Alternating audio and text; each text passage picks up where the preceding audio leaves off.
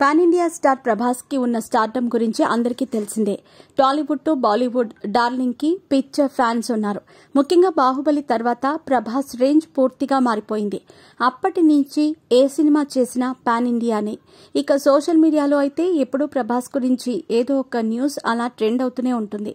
తాజాగా తనకి అసలు ఆ పేరు ఎందుకు పెట్టారో ప్రభాస్ చెబుతున్న వీడియో ఒకటి వైరల్ అవుతోంది. గతేడాది కల్కి 2898 ఏడి చిత్రంతో బ్లాక్ బస్టర్ అందుకున్నారు ప్రభాస్. 1100 కోట్లకి పైగా వసూళ్లు సాధించి ఈ చిత్రం సత్తా చాటింది. బాహుబలి 2 తర్వాత ప్రభాస్ కి మళ్లీ ఆ రేంజ్ లో బ్లాక్ బస్టర్ కల్కినే ఇచ్చింది. ఇక కల్కి పార్ట్ 2 గురించి ఆడియన్స్ ఎంతో ఆతృతగా ఎదురుచూస్తున్నారు. కల్కి పార్ట్ 2 తో పాటు రాజాసాబ్, ఫౌజీ, సలార్ 2, స్పిరిట్ ఇలా ప్రభాస్ లైనప్ చాలా భారీగా ఉంది.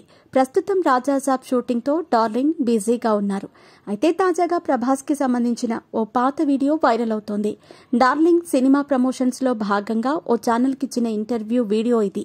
ఇందులో అసలు మీకు ప్రభాస్ అనే పేరు ఎందుకు పెట్టారంటూ అడగ్గా దానికి డార్లింగ్ ఇంట్రెస్టింగ్ ఆన్సర్ ఇచ్చారు. మా అమ్మ వాళ్ల సైడ్ అంటే మదర్ సిస్టర్స్ ముగ్గురు ఉన్నారుగా, వాళ్ల పిల్లల పేర్లు ప్రభోద్, ప్రగతి, ప్రమోద్, ప్రకాష్, ప్రశాంతి, ప్రవీణ్, ప్రదీప్తి, ప్రకీర్తి, ప్రసీద ఇలా నాకే కన్ఫ్యూజ్ అయ్యేలా ఉంటాయి పేర్లు. ఇలానే ఇటు సైడ్ సిస్టర్స్, పెద్దనాన్నగారి కూతుళ్లు, అలానే మా ఫ్యామిలీలో చాలా మంది పేర్లు ప్రాతో మొదలవుతాయి.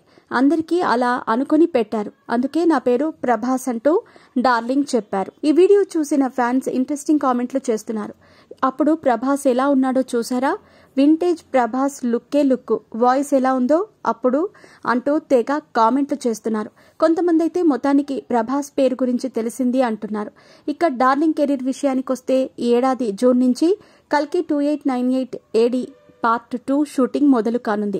కమల్ హాసన్, ప్రభాస్ మీద మేజర్ పార్ట్ షూటింగ్ నడవబోతోంది.